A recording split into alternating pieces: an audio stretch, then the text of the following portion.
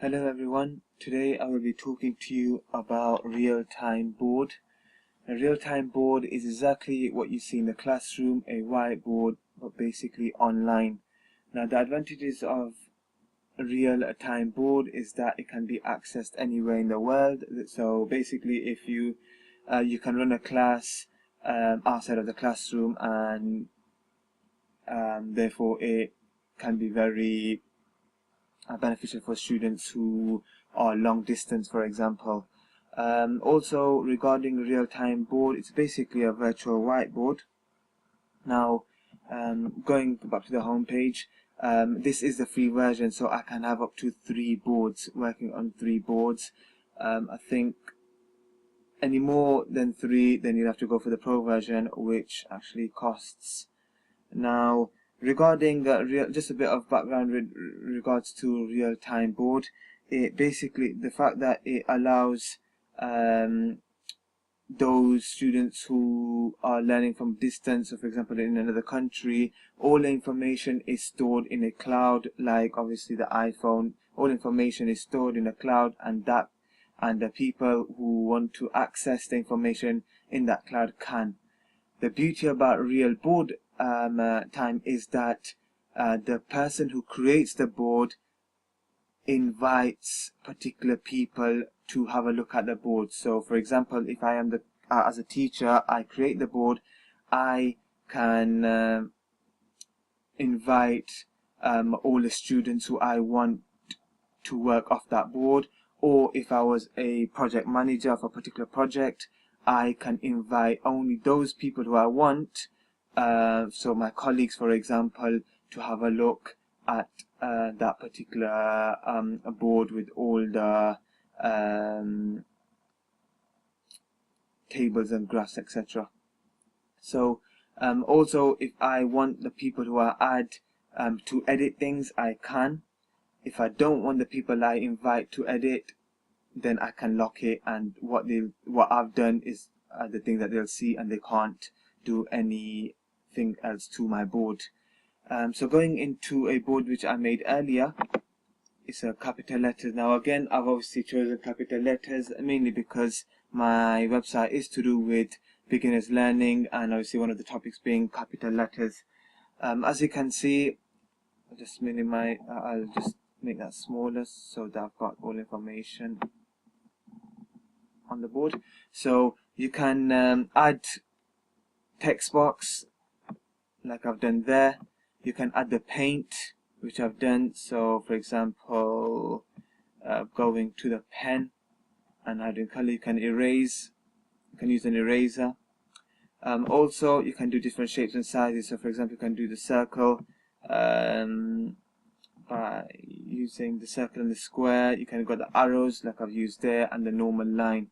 In addition to this, you can also add various different upload and add various files. So if I was to click the add box, you can upload a YouTube clip like I've done there, which I'll show you in a second. Also, I can upload saved files, go into Google Images, and I pick up image out of Google, as well as add table and charts and various other uploads which I can add to my board. Now I'll quickly just show you regarding the YouTube. So if I was to just double click on that. Oh, okay. So I have to basically, like I've just done there, I have to get off the add screen, which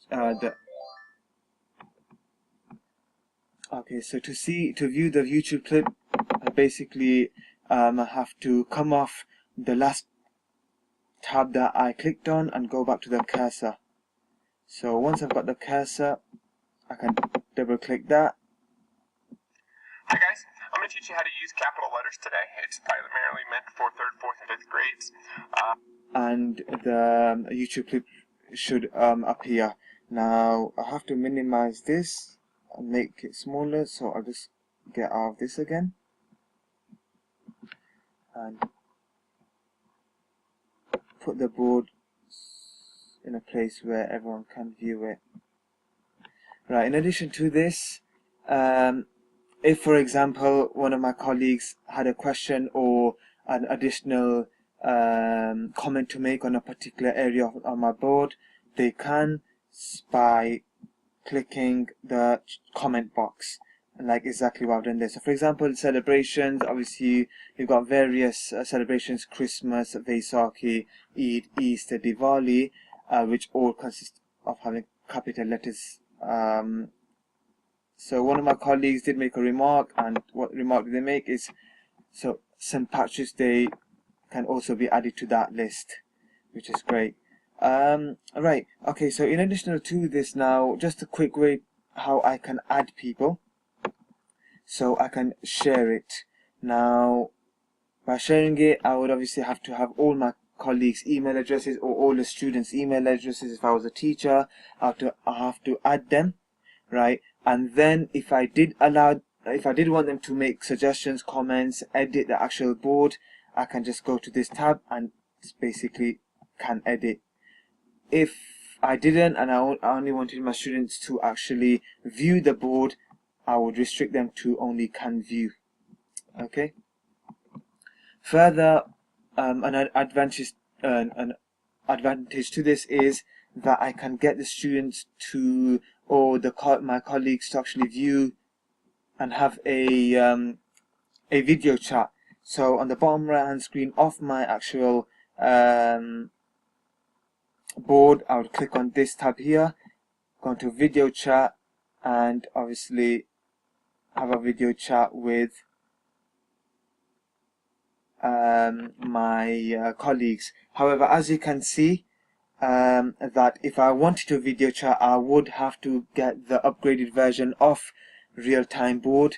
It does not allow Realtime board, the free version, to have a video chat with the colleagues. So unfortunately, you would have to pay for the video chat if you wanted that option. So getting away from this, right, another negative, obviously, on top of having to pay for the video chat, is that this requires a flash player. It does not play on the iOS software. Now, as you may be aware, that majority of the tablets we have nowadays, as well as the iPhones, all run on a iOS software, and therefore it will not be able to play on these tablets. Will only be able to work off Realtime board if it is on a laptop or a PC. Right, that's what I've basically found working with Realtime board at the moment. It is obviously free if you do make 3 or less boards. If you do have time, mess about with it. Let me know what you think on my blog, whether you'd actually use it in class.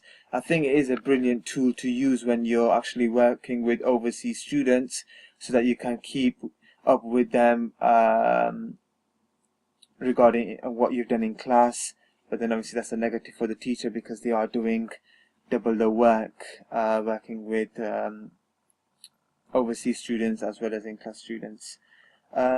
But yeah, let me know what you think, and obviously I'd love to hear what you've got to say. Thank you very much.